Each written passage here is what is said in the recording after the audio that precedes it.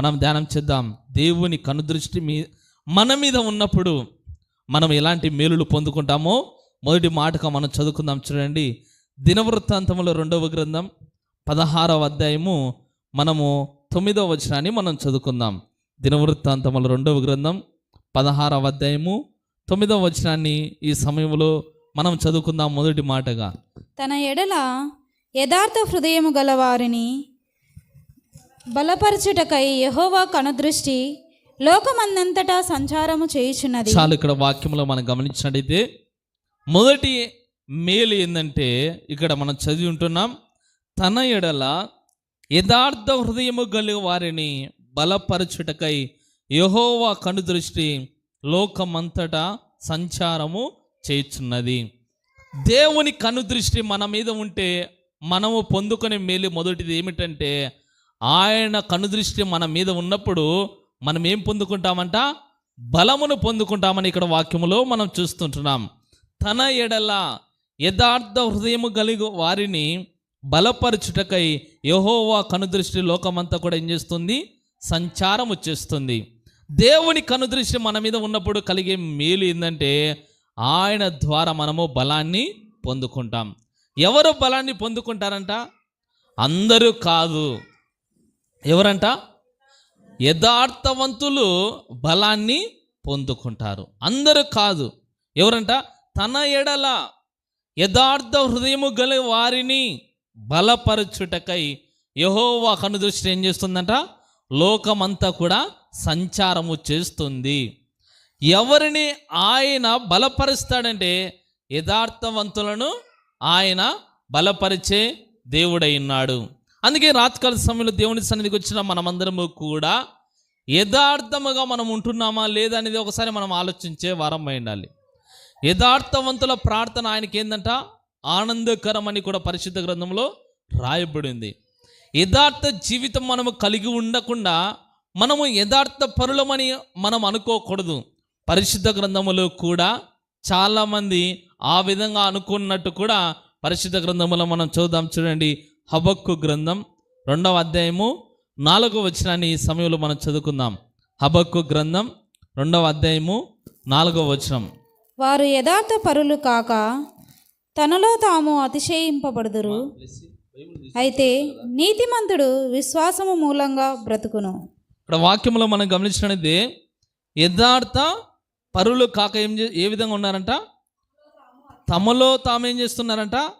అతిశయించినట్టు ఇక్కడ వాక్యములో మనం చూస్తుంటున్నాం. బైబిల్ ఏమని ఉంది? అతిశయించువాడు ప్రభువునందే అతిశయించాలని వాక్యంలో రాయబడి ఉంటే, ఇక్కడ యథార్థ పరులు కాక వాళ్ళు ఏం చేస్తున్నారంట? తమలో తాము అతిశయపడుతున్నట్టు ఇక్కడ వాక్యంలో మనం చూస్తుంటున్నాం. ఈ రాత్రికాల సమయంలో దేవుని కనుదృష్టి మన మీద ఉన్నప్పుడు మనము ఏ మేలు పొందుకుంటామంటే, మనము దేవుని బలమును పొందుకునే వారమైనాం. దేవుని బలాన్ని ఎవరు పొందుకుంటారంటే, యథార్థవంతులు దేవుని బలాన్ని పొందుకుంటారు. ఆయన కనుదృష్టి ఎవరి మీద అయితే ఉంటుందో వాళ్ళు దేవుని బలమును పొందుకుంటారని ఇక్కడ వాక్యంలో మనం చూస్తుంటున్నాం. చాలామంది ఏ విధంగా ఉన్నారంట? యథార్థ పరులు కాక తమలో తాము వాళ్ళు ఏం చేస్తున్నారంట? అతిశయపడుతుంటున్నారు. కానీ నీతిమంతుడు విశ్వాసం మూలముగా బ్రతుకునని పరిశుద్ధ గ్రంథములో రాయబడింది. ఈ రాత్రికాల సమయములో మనుషుల దృష్టికి నీవు యథార్థంగా ఉన్నా లేకపోయినా, దేవుని దృష్టికి నీవు యథార్థంగా ఉన్నట్లయితే దేవుడు ఏం చేస్తాడంట? నీ మీద ఆయన కనుదృష్టి నిలిపి నేను బలపరిచే వాడై ఉన్నాడు. అందుకే అంట, లోకమంతా కూడా ఆయన యొక్క కనుదృష్టి సంచారము చేస్తుంది. ఈ లోకములో ఎవరైతే యథార్థంగా ఉంటున్నారో, యథార్థ జీవితము కలిగి ఉంటున్నారో వాళ్ళందరినీ కూడా ఆయన ఏం చేసేవాడై ఉన్నాడంటే బలపరిచేవాడై ఉన్నాడని ఇక్కడ పరిశుద్ధ గ్రంథంలో రాయబడింది. నీవు చేసే ఆరాధన, నీవు చేసే ప్రార్థన, నీవు చేసే భక్తి ఏ విధంగా ఉండాలంటే యథార్థంగా మనము చేసేవారం ఉండాలి. అందుకే ఆరాధన గురించి రాయబడింది. యోహాను సువార్త 4వ అధ్యాయము 24వ వచనంలో ఈ విధంగా రాయబడింది, దేవుడు ఆత్మ గనుక ఆయన ఆరాధించేవారు ఆత్మతో సత్యముతో. ఇంకా గమనించండి, యథార్థముగా మనం ఆరాధన చేసే విషయంలో కూడా ఏ విధంగా ఉండాలి చెప్పండి? యథార్థంగా ఆరాధన చేసేవారం ఉండాలి. ఈ దినాల్లో ఆరాధన ఏమైపోయింది చెప్పండి? ఆరాధన ఏమైపోయింది? ఎవరినో మెప్పించడానికో, ఎవరో చూడాలనో, ఏదేదో ఉద్దేశంతో మనం ఆరాధన చేస్తూ ఉంటాం. కానీ ఆరాధన చేసే విషయంలో మనం ఏ విధంగా ఉండాలంట? యథార్థంగా, ఆత్మతోనూ సత్యముతో మనము ఆరాధన చేయాలని పరిశుద్ధ గ్రంథంలో రాయబడింది. ఇంకా మనం గమనించినట్టయితే ప్రార్థన కూడా ఏ విధంగా చేయాలి చెప్పండి? యథార్థంగా ప్రార్థన చేయాలి. మనం గమనించినట్టయితే హిజ్కియా ఏం చేసినాడు? యథార్థముగా ప్రార్థన చేసినాడు. అందుకే హిజ్కియా ప్రార్థన దేవుడు ఆలకించాడు. అందుకే యథార్థవంతులను బలపరచడానికి యెహోవా కనుదృష్టి లోకమంతా కూడా సంచారము చేస్తూ ఉంది. ఎక్కడ ఉన్నా, ఏ ప్రాంతములో ఉన్నా, ఏ దేశములో ఉన్నా, ఏ సంఘములో ఉన్నా, ఎక్కడ ఉన్నా యథార్థంగా నీవు ఉన్నట్లయితే ఆయన కనుదృష్టిని ఏం చేస్తుందంట? బలపరుస్తుంది. ఆయన ఎవరంట?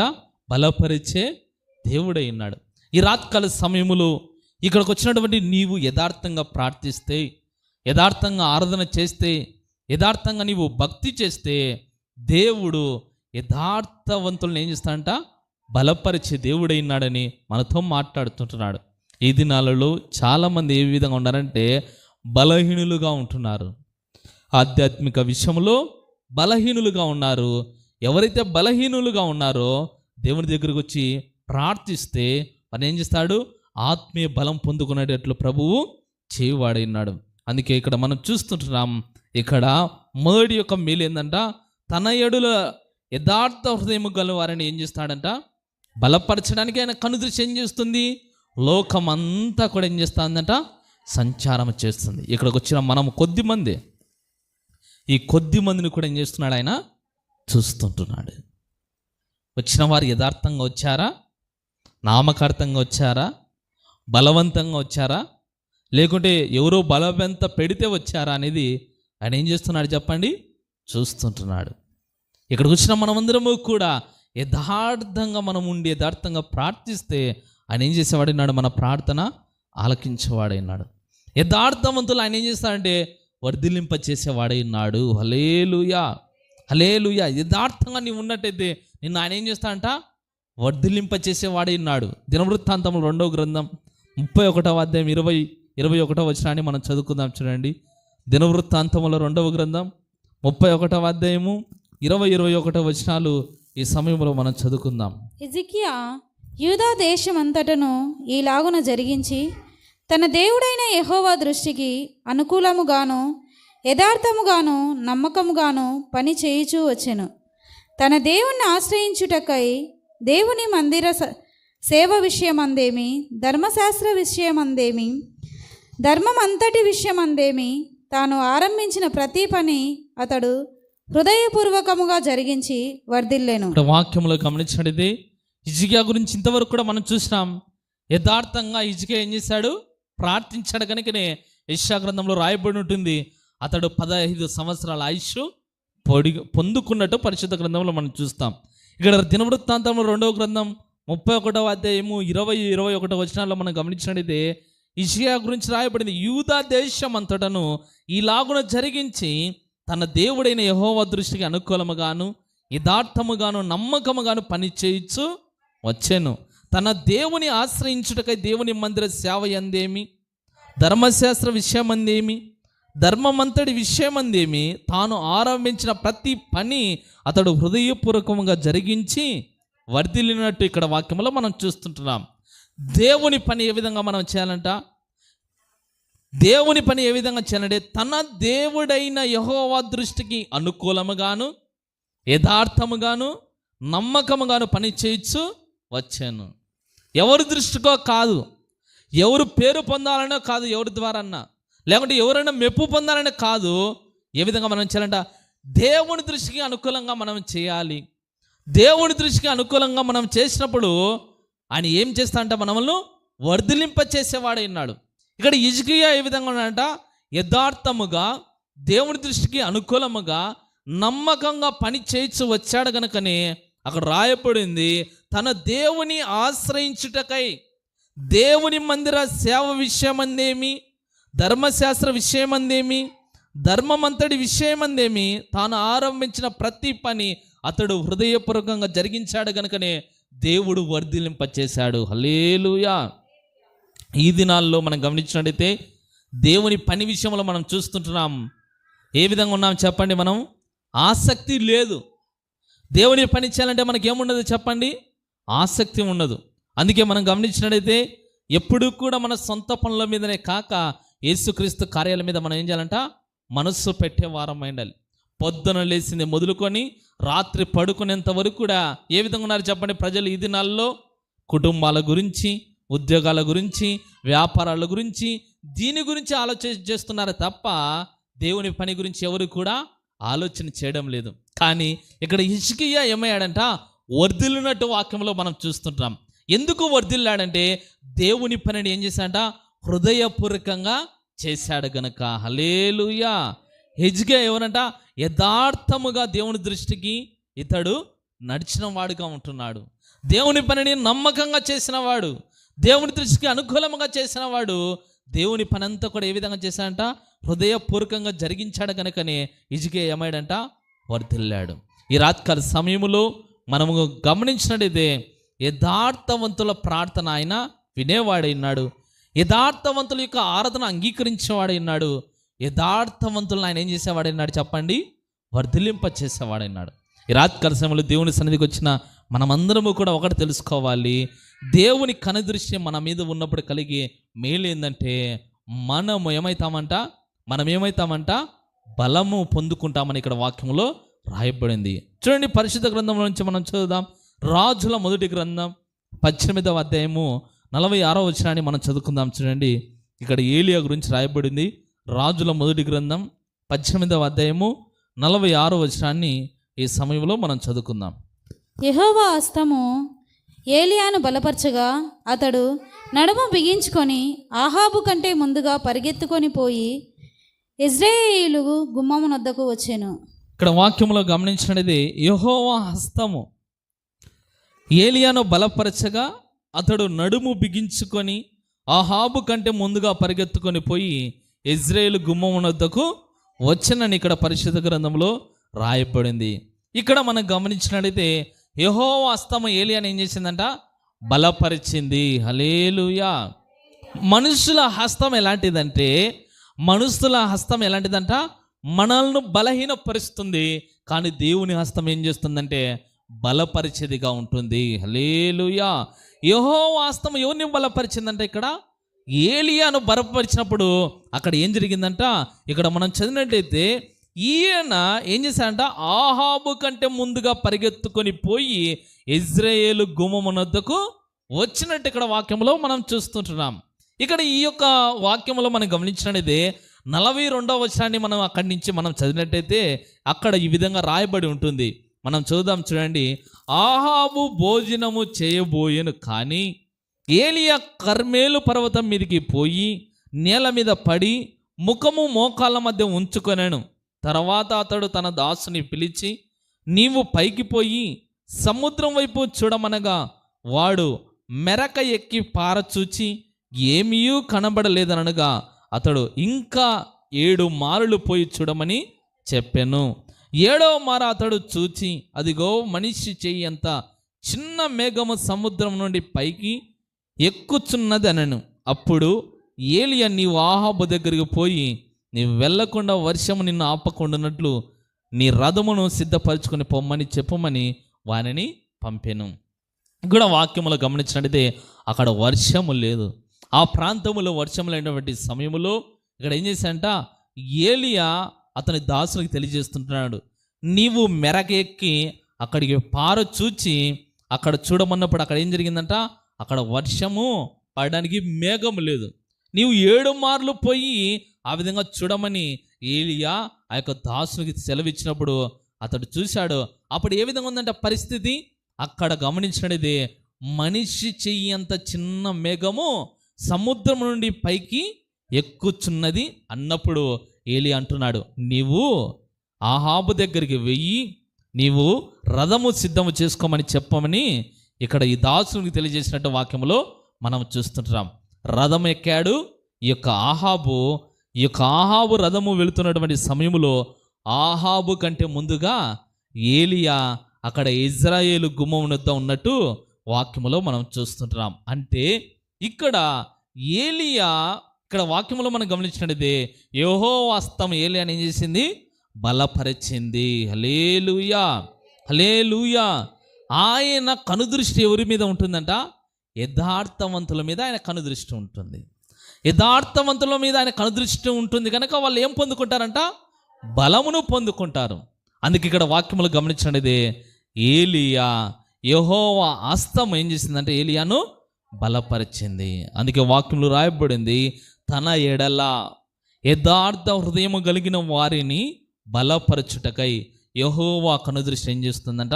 లోకమంతా కూడా సంచారము చేస్తూ ఉంది. ఈ దినాల్లో మనం గమనించినట్లయితే మనుషులలో ఏం లేదు, యథార్థత లేదు.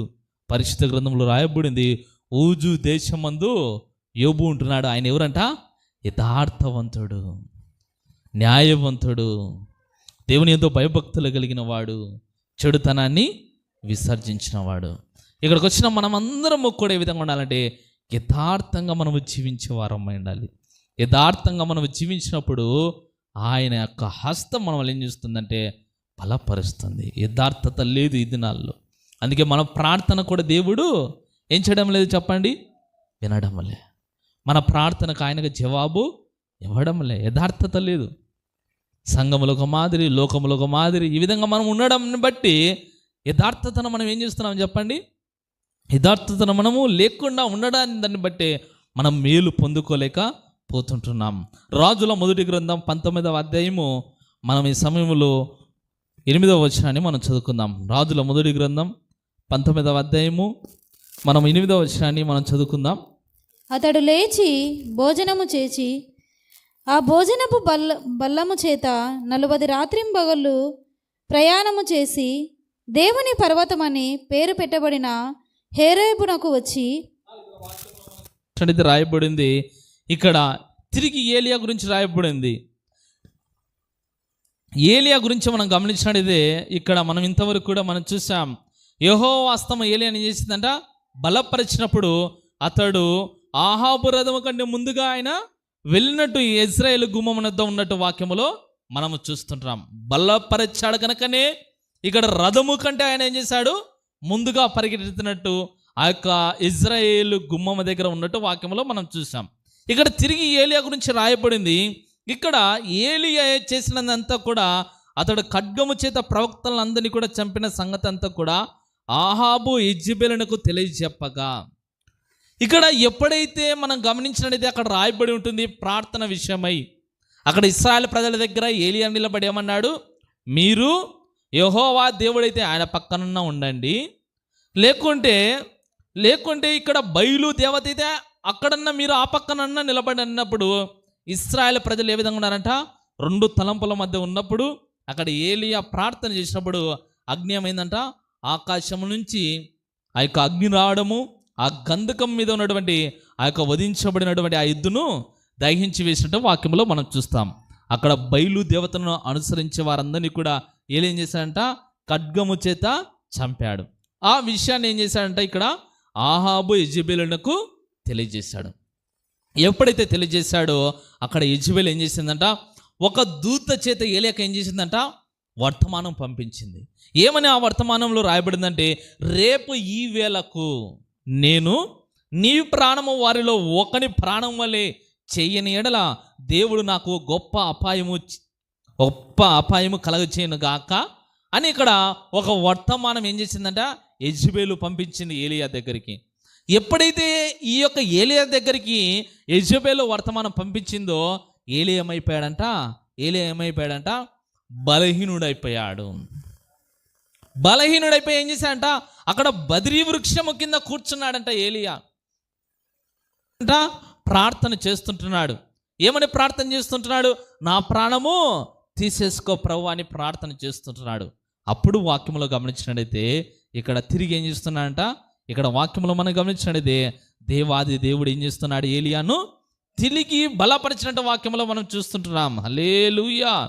మన దేవుడు ఎలాంటివాడంటే మనము బలహీన పడినప్పుడల్లా కూడా మనం ఏం చేస్తాడంటే ఆయన బలపరిచేవాడైనాడు. ఈ లోకానుసారంగా మనం ఆలోచన చేసినట్టయితే మనం ఎప్పుడైనా బలహీన పడామనుకోండి ఏం చేస్తాం చెప్పండి?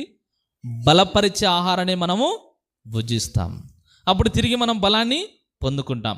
అదేవిధంగా ఆత్మీయ విషయంలో కూడా మనం బలహీనపడినప్పుడు మనం ఏ విధంగా ఉండాలంటే, మనములను ఆత్మ బలహీనపడినప్పుడు మనములో ఈ యొక్క ఆత్మ బలపడాలంటే ఏ ఆహారం మనం తీసుకోవాలి చెప్పండి? జీవాహారాన్ని మనం తీసుకోవాలి. ఈ ఆహారాన్ని మనం తీసుకున్నప్పుడు ఈ వాక్యం మనం ఏం చేస్తుందంట? బ్రతికిస్తుంది. అందుకే నీ వాక్యము నన్ను బ్రతికించాను. ఈ వాక్యము నాకు దొరకగా, నేను నీ మాటలు నాకు దొరకగా వాటిని నేను భుజించి తిని. ఈ వాక్యాన్ని ఎవరైతే భుజిస్తారో, ఈ వాక్యాన్ని ఎవరైతే నెమరు వేస్తారో వాళ్ళు ఏమవుతారంటే, బలహీనపడిన సమయాల్లో ఈ వాక్యం ఏం చేస్తుందంటే బలపరుస్తుంది. అందుకే మనుష్యుడు రొట్టె వలన మాత్రమే కాదు, కానీ దేవుని నోటి నుండి వచ్చే ప్రతి మాట వలన మనిషి ఏమైతుందంట? జీవిస్తాడు. ఇక్కడున్న మనం అందరినీ కూడా మనిషి మాటలు ఏం చేస్తాయంటే బలహీనపరుస్తాయి. మనిషి మాటలు మనం ఏం చేస్తాయంటే నిరుత్సాహానికి గురి చేస్తాయి. మనిషి మాటలు మనం ఏం చేస్తాయి? ఇంకా బలహీనపడేటట్లు చేస్తాయి. కానీ దేవుని మాటలు ఏం చేస్తాయంటే మనల్ని బలపరుస్తాయి. అందుకే ఇక్కడ వాక్యములు గమనించినట్లయితే అక్కడ తిరిగి ఏలియా చేశాడు. మనం గమనించినట్లయితే రాయబడింది, అక్కడ దూత వచ్చి ఇక్కడ ఏలియాతో మాట్లాడుతుంది. ఏలియా, నీకు శక్తికి మించిన ప్రయాణం నీకు సిద్ధమైనది, నీవు లేచి భోజనము చేయమని చెప్పినప్పుడు అతడు లేచి భోజనము చేసి ఆ భోజనపు బలము చేత 40 రాత్రింబగలు ప్రయాణం వచ్చేసి దేవుని పర్వతమని పేరు పెట్టబడిన హోరేబునకు వచ్చి అచ్చడ ఉన్న ఒక గృహములో చేరి బస చేశాను. యెహోవా అతనికి ప్రత్యక్షమై, ఏలియా, ఇచ్చట నీవేమి చేర్చున్నావు అని అడగగా అతడు, ఇశ్రాయేలు వారు నీ నిబంధన త్రోసివేసి నీ బలిపీఠములను పడగొట్టి నీ ప్రవక్తలను ఖడ్గము చేత హతము చేసిరని ఇక్కడ వాక్యంలో రాయబడింది. ఇక్కడ వాక్యంలో మనం గమనించినట్లయితే ఇతడు భోజన బలము చేత 40 రాత్రింబగలు ప్రయాణము చేసినట్టు ఇక్కడ వాక్యములో మనము చూస్తుంటున్నాం. మనము కూడా ఈ లోకంలో బట్టి మనము కూడా దేవుని వాక్యం అనే బలముని మనం పొందుకున్నప్పుడు ఆయన వచ్చేంత వరకు కూడా మనం ఏం చేస్తామని చెప్పండి? ఆయన వచ్చేంత వరకు కూడా ఆయనతో ప్రయాణం చేయడానికి మనము ఈ బలము చేత మనము సిద్ధపడతాం. అందుకే పరిశుద్ధ గ్రంథంలో రాయబడింది, మన పితరులు ఏం చేశారంట? మన్నాను తిని వాళ్ళు ఏమయ్యారు? వాళ్ళు చనిపోయారు. కానీ జీవాహారము నేనే, ఈ ఆహారం తినువాడు చనిపోయిన ఏమవుతాడంట? బ్రతుకుతాడు. అందుకే ఇక్కడ వాక్యం విన్నటువంటి మనమందరము కూడా ఈ వాక్యం విన్నప్పుడు ఈ వాక్యం మనం ఏం చేస్తుందంటే బలపరుస్తుంది. అందుకే ఇక్కడ వాక్యంలో మనం చూస్తుంటున్నాం, ఏలియా భోజనము బలము చేత 40 రాత్రింబగలు ఆయన ప్రయాణము చేసినట్టు ఇక్కడ వాక్యంలో మనం చూస్తుంటాం. ఈ రాత్రికాల సమయములో మనం బలహీనముగా ఉంటున్నామా? ఈ బలహీనపడినటువంటి సమయములో దేవుని వాక్యం మనం ఏం చేస్తుందంటే బలపరిచేదిగా ఉంటుంది. అందుకే ఇక్కడ మనం చూస్తుంటున్నాము, యథార్థవంతులను ఆయన ఏం చేస్తాడంట? బలపరిచే దేవుడై ఉన్నాడు. ఈ రాత్రికాల సమయంలో ఆయన మన మీద కనుదృష్టి నిలిపి మనల్ని బలపరుస్తాడు. ఎవరిని బలపరుస్తాడంట? దారిని పోయే వాళ్ళందరినీ కాదు, యథార్థవంతులను ఆయన బలపరిచే దేవుడైనాడు. దారిలో పోయే వాళ్ళందరినీ కూడా బలపరచడు ఆయన, యథార్థవంతులను ఆయన బలపరిచేవాడైనాడు. అందుకే పరిశుద్ధ గ్రంథంలో మనం గమనించినట్లయితే పౌలు గురించి కూడా రాయబడింది. పౌలు ఏమంటాడు? నన్ను బలపరచువాని యందు సమస్తం చేయగలను. ప్రభువు నా ప్రక్కన నిలిచి నన్ను బలపరచనని కూడా పరిశుద్ధ గ్రంథంలో రాయబడింది. ఏం చేశాడంట? ప్రభువు పౌలు ప్రక్కన నిలిచి ఆయన ఏం చేశాడంట? బలపరిచాడు. చదువుకుందాం చూడండి, పరిశుద్ధ గ్రంథంలో నుండి తిమోతికి రాసిన మొదటి పత్రిక 1వ అధ్యాయము 13వ వచనాన్ని మనం చదువుకుందాం. తిమోతికి రాసిన మొదటి పత్రిక 1వ అధ్యాయము 13వ వచనాన్ని మనం చదువుకుందాం చూడండి. నన్ను బలపరిచిన మన ప్రభు అయిన క్రీస్తు యేసుకు కృతజ్ఞై ఉన్నాను.